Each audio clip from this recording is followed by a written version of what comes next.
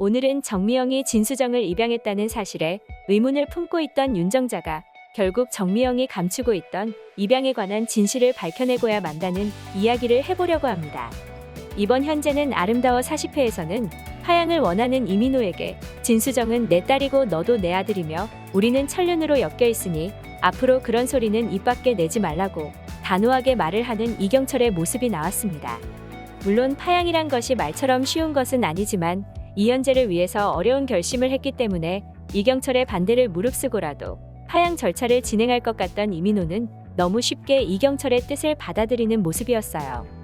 언행이 신중한 편인 이민호로서는 깊이 생각하지 않은 결심을 함부로 말하지는 않았을 것이기에 이경철의 반대에도 불구하고 단호하게 파양 절차를 진행할 것만 같았는데 막상 너는 내 아들이라고 말해주며 손을 꼭 잡아주는 이경철의 뜻을 거스르고 파양 절차를 진행하는 것이 정말 쉽지는 않았던 것 같기도 합니다. 그렇다고 이민호는 이현재와 현미래가 이대로 헤어지는 것을 두고 볼 수만은 없었는지 새벽부터 이현재를 찾아와서 너 하고 싶은 대로 하라고 말을 했고 이것은 이현재가 어떠한 결정을 내리든지 존중을 할 거라는 뜻처럼 보였습니다. 결국 이현재는 현미래의 작업실로 달려가 우리 그냥 같이 살자라고 말을 했는데요. 하지만 그럼에도 불구하고 현미래는 집안 어른들의 뜻을 거스르고 사랑하는 사람을 선택할 만한 용기를 내지는 못했던 것 같았어요. 자신의 감정을 드러내기 시작하면 가족들과 진수정이 상처를 받을 수 있기에 울고 싶어도 이불을 뒤집어 쓰고 울 정도로 감정을 절제하는 중이었던 현미래는 진수정에게 말했듯 어쩌면 용기보다는 포기가 더 익숙한 사람처럼 보였는데요. 그런데 포기하는 딸의 모습을 보는 진수정의 마음 또한 참 힘든 것 같았습니다. 그동안 진수정의 주변 사람들은 진수정을 위하여 포기를 선택하기보다는 자기가 원하던 것을 꼭 획득해내고야 마는 이기적인 사람들이 많았잖아요. 특히 식사 메뉴도 먹고 싶은 대로 고르고 양순한 진수정에게 하고 싶은 것을 모두 다 편하게 시키는 시어머니 윤정자 또한 지나치게 자기 중심적이었을 뿐만 아니라 양어머니 정미영 또한 타인에게 존경을 받을 수 있는 완벽한 삶을 추구하는 사람이었기에 진수정을 진정으로 사랑하고 존중한다기보다는 자기의 완벽한 인생의 오점을 남기지 않기 위한 하나의 부속품처럼 여겼던 것도 같아요. 윤정자와 정미영 둘 다 이기적인 사람들이라 어쩌면 윤정자는 정미영의 마음을 가장 잘 이해하는 사람 같기도 한데요. 그렇기 때문에 윤정자는 유독 정미영의 입양 사실에 관하여 의문을 품는 것 같기도 하더라고요.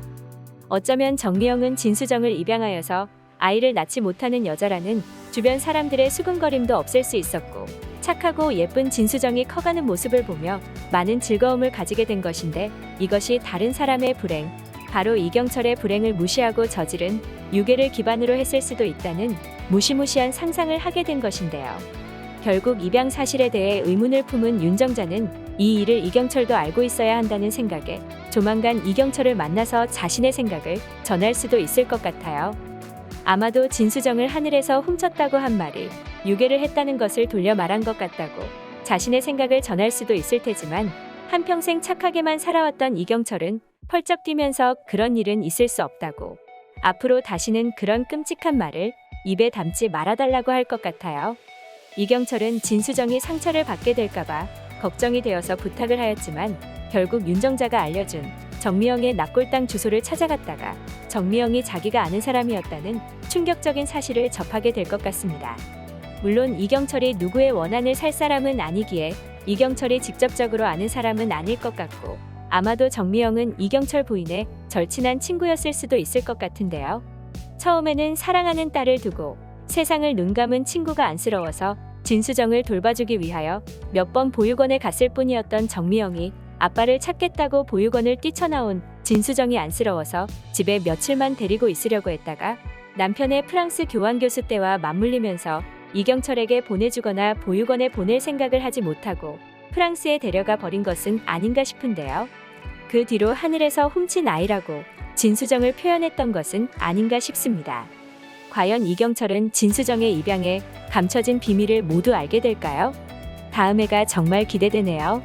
오늘 영상 재밌으셨다면 구독과 좋아요 부탁드려요.